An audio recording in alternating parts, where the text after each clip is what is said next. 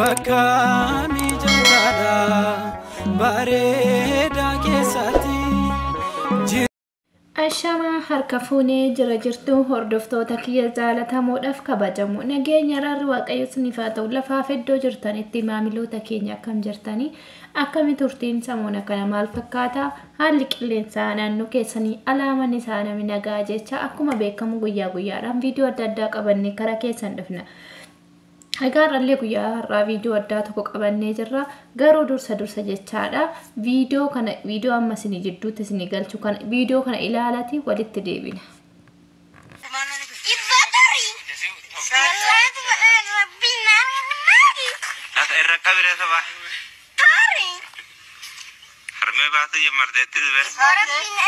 So hordoftoota kiyya akkuma viidiyoo jalqaba irratti viidiyoo salaaltan jechaadha. Kun ijoollee wallooti jedhamaa jira.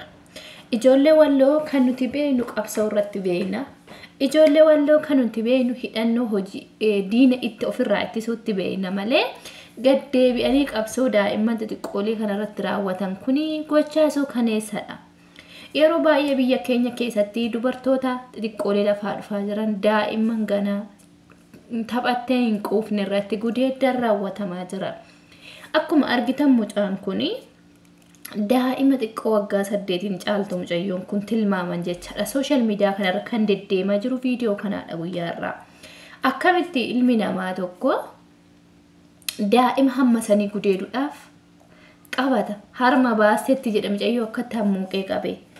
Maal inni kun safuun beekani umrii ofiin beeku namni. Indee dubartoonni gurguddoon gaa'ilaaf gahanni jiru fakkaata ofii faanallee suraawwatanii nama jibbisiisu. Garuu akkuma argitan daa'ima xiqqoo san irratti gudeedda yaadee kun seeraan nama gaafachiisa. Dhuguma seerri Itoophiyaa keessa ni jira taanaan ijoolletan namoonni naannoo isaanii beektan akkasumas iddoo dhaloota isaanii maqaa isaanii guutuu namoonni beektan poolisiidhaaf kennaa ragaa guutuu barbaanna jechaadha. Maaliif mirgi dubartoota eessumattuu iyyuu kabajamuu qaba. Keessattuu dubartoota gaafa siniin jedhu daa'imman lafaa dhufaa jechuun daa'imman akkanaa eessatti guddifata. Hawaasni Itoophiyaa sa'aatii ammaa kanatti daa'imman durbaa guddisuudhaaf baay'ee yaaddoo cimaa keessa jiran. Yaaddoo cimaa gaafa siniin jedhu nu jalaa gudeeddamtii laata jedhu daa'ima waggaa lama darbitee jennaan haati daa'ima durbaa amantee dhiistee deemuu yaaddoo keessa jirti biyya keenya keessatti. Akkuma argaa jirtan ajjee gudeedanii booda amantala kana gudeedee hoo gudeedamtes wanni beekamu hin jiru garuu kuyyaalii jalqaba bichaa waraabe warroonni kaameeraadhaan dhaabbatanii waraaban sun maaliif itti dhiisan? Maalirraa dhoowwuu hin danda'anii? Haga dhaabbatanii waraabanii miidiyaatti maxxansan mucayyoo san harkaa baasanii waan akkanaatiin nu muddate maatii mucayyoo kana mucayyoo teessan eeggadhaa jedhanii maatiitti kennuu qaban ture. Namoota biraatiif illee akka fakkeenya ta'u namoota saniisisuu qaban ture. Akkamitti waan akkasii godhama daa'imman irratti? Nuti biyya qabna jechuun iddoon tukkee barichi bara dhumaate dhugaa. Namni fuudhamu barbaade kabajaadhaan dubartii isa fakkaattu gaa'ilaaf fuudhuu danda'a. Garuu daa'ima xiqqoolee akkanaa tana gudeeduun yakka guddaadha dhugaa. Yakka kanan jedhamneedha. Akkuma argitan nagadhiisi jettee boosi muca'uun. Garuu ishiin xiqqoodha muca'uun sun. Namichi guddichi kun yoo daa'imatti agarsiisne akkasitti qabee akkas godhu gara jabeenya dhiphisuudha yaalii cinqatii irratti uumaa jira. Muca'uun sun amma wanni beektu hin jiru waan isaan itti yaadan. Tarii waan godhanis hin beekamu amma viidiyoo guutuun hin baane muranii viidiyoo jalqaba bichaa baasan. Yoo qabees gudeedee jiraate wanni beekamu hin jiru. Kanaafuu jaroota san too'adhaa mucayyoollee maalirra akka geeche nu too'adhaa ijoollee walloo jechaadha. Nuti kan barbaannu dhugaadha. Kan barbaannu mirgi dubartoota akka kabajamudha. Ijoollee walloo nu gootummaatti beekna malee gadhummaatti isaan hin beeknu duratti. Akkamitti kana raawwatan?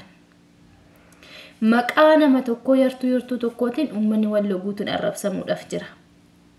Kanaafuu piliis ijoollee walloo sheer naa godha viidiyoo kiyya kana ijoollee san akkas poolisii seera jala nu oolan nu gaafadha. Seerri biyya keessa ni jira taanaan ni hojjeta taanaan dhimma viidiyoo kana ilaalata mucoo daa'ima gudeeddamuudhaaf yaaliin irratti ta'u fakkeenya nuu ta'uu qaba. Hidhamanii tarkaanfii seeraa irratti fudhatame namoota waan akkasii raawwatuuf jiran Oromiyaa kutaa kam keessatti waa jiratan guutuu Itoophiyaa keessatti illee namoonni waan akkasii hojjechuudhaaf karoora qaban irraa of qusatu jechaadha. Daa'imman dubartoota bakka itti guddifatanuu yaaddoo keessa jira hawaasni keenya. Barichi bara akkami hinde durbummaa jettanii daa'ima xiqqooleen gudeedina. Durbummaa barbaadde qaadhimadhuuti kabajaadhaan seera fuudhi dubartoota kabajaa. Malee daa'ima xiqqishuu irratti waan akkasii raawwachuun ati dhiiga argatteedhaaf wanni addunyaa kanarraa adda si godhu hin jiru. Durbummaa dhabdeedhaafis durbummaa fudhachuu dhabdeedhaafis wanni nama gadi si godhu tokko hin jiru. Never garuu durbummallee kan balleessa jiru akkanuma akka keessanii kanatu gudeedeeti dubartoonni kan dhabdu malee jaalatteetiin himti dubartoonni bakka argiteetan gattu. Namoonni baay'een durbummaa daa'imman xiqqoorra fudhanna jedhanii ijoollee sadarkaa umurii isaanii waggaa 8 gadi 10 gadi ta'an kanarratti yaalii gudeeddaa taasisaa jiran. Please waan akkasii kan akka nurraa dhaabdan barbaanna uummanni keenya. Seerri biyya keessatti hojjechuu qaba. Mootummaaleen dhimma daa'immanii fi dubartoota irratti seerri dookumentiin dhimma dubartootaaf daa'immanii sirriitti hojiirra ooluu qaba.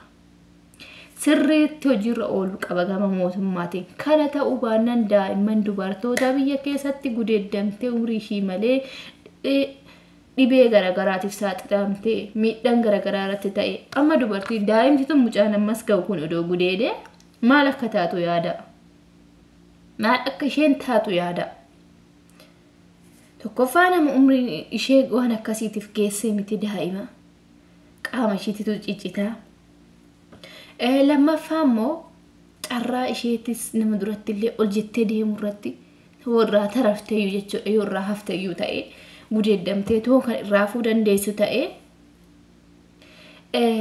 carraan fuula duraa ishee nama dura dhaabbattee deemu irratti ni qaanofti. Intala akkas godhamte san namaan jedha ullaan. Akka waan jaalattee hawaasni keenya hubannoo hin qabu ni beektanii uummanni Itoophiyaa. Intala akkas godhamte sanii intala akkas intala ebeluutan akkas taate sanii jedhu malee maaliif maaltu akka isheerra gahe mudannoo isheerra gahe maaliif akka waan akkasii kun ishee qunname gadi bu'een hin xiinxalu uummanni keenya. Uummanni keenya akka waan ishiin fedhiidhaan deemtee gootee hawaasa keenya keessatti ni beektan kan uummata baadiyyaa keessattuu durbitu mucaan kun ijoollee baadiyyaati. Baadiyyaa keessatti ilmi tokko dubartii namaa intalli takka gaafa gudeeddamte dhiira duuba deemte akkas taate jedhu malee dirqamaan gudeeddamte wanni jedhee hawaasa biratti hin baratamne hawaasa keenya biratti hawaasa baadiyyaa keessatti baratnoota hin qabu jechaadha wanni kuni. Please hundi keessanuu viidiyoo hojjedhaa dhimma kanarratti. Dhimmi kun dhimma lubbuuti. Daa'ima waggaa 8 gudeeduudhaaf yaalii irratti taasisuun yakkan nama gaafachiisa. Please ijoollee sun immoo seeraan nuu qabamuu qaban.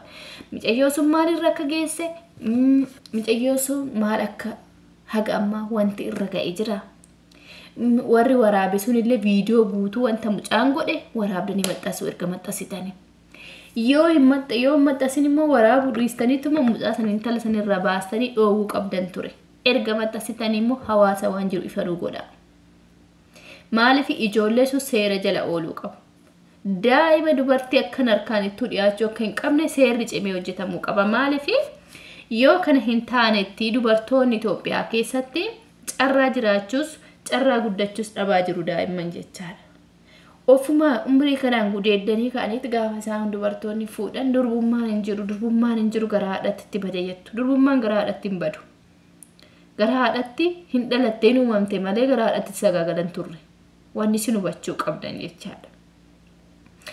Ofumaaf daffartanii dubartoota gudeedda irratti taasistanii ofumaaf fedha ishee malee dirqamaan gudeeddanii ofumaaf fedha ishee malee raawwii adda addaa irratti raawwattanii dubartoota gaafa barumsaa baatu gaafa maatiin ergatee bishaan deemtu gaafa karaa deemtu daa'imman xixiqqoo kana waan akkanaa irratti raawwatanii ka'anii dubartoonni durbummaan qabanii dhiigarra maal barbaaddan isin seexana moo ilma namaati bakka zamanatu fide. Odoo isin durqamaan dura gudeeddanii irraa balleessuu baattanii durbummaan ofii kaateen baddu. Never wanni isin hubachuu qabdan asirratti. Ofumaaf yaalii akkasii irratti raawwatanii ka'anii maqaa dubartoota illee balleessaa jiru warri dhiiraa jechaadha. Tokkoffaa faara akkanaa kana warra barnoota hin qabne. Warra sammuun isaanii duwwaa jechuudha. Akkamitti ilmoo daa'imaa matanaa gudeeduudhaaf irratti yaala. Harma baasuu eegalte jedha. Harmi isaa hundee taacituuti. Baktii mara. Maaliif kuni? Hindee. Gaaf kana dura simboo biraanuu bar sagaleen ishii ukkaamsamee gudeeddamte kan gudeede milishaadha. Haga ammaa qabamee to'annaa seera jalan oole namichi sun.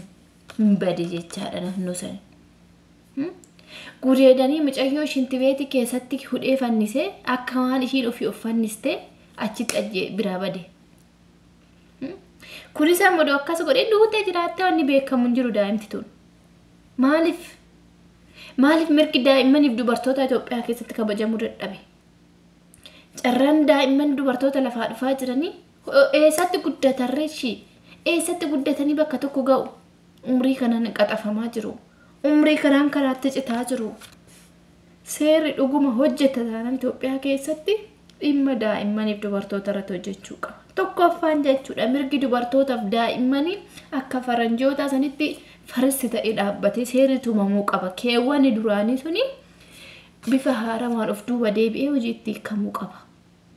Kanan ta'u taanaan carraan daa'imman keenya dubartoota guddisuun hin dandeenyu jechaadha. Eessa geeffannee guddifanna daa'ima dubartoota? Sa'aatii ammaa kanatti dubartoota bira darbanii ilmi dhiiraa gudeeddamaa jira Itoophiyaa keessatti. Biyya qabna jechuun hin ulfaata safuudha. Please ijoollee kana namoonni beektan maatii isaanii haa ta'u, safara isaanitti dhalatan haa ta'u, iddoo isaanitti baratanis haa ta'u, bakka isaan jireenya isaanii namoonni beektan poolisiidhaaf seeraaf eeraa. To'annaa seera jala nu ooluu qabu ijoolleen kun. Fakkeenya ta'aaf warroota kaawwan waan akkasii karoorfataniif illee. Kanuma viidiyoon an qabadhee guyyaarraa dhufe galatooma waan dhaggeeffataniif dhimmi kun dhimma hunda keenya ilaallatudha. Keessattuu dubartoonni daa'imman keessan durbaa haadhonni jechaadha. Kan umriin isaanii waggaa 5 waggaa 3 ol geesse nama kamuu biratti dhiistan hin deemina. Bakka hin taanes karaan itti eessa geessanii yume bakki geessanis bariin ulfaata. Namatti dhagama biyya qabna jechuun I don't know in ulfaata.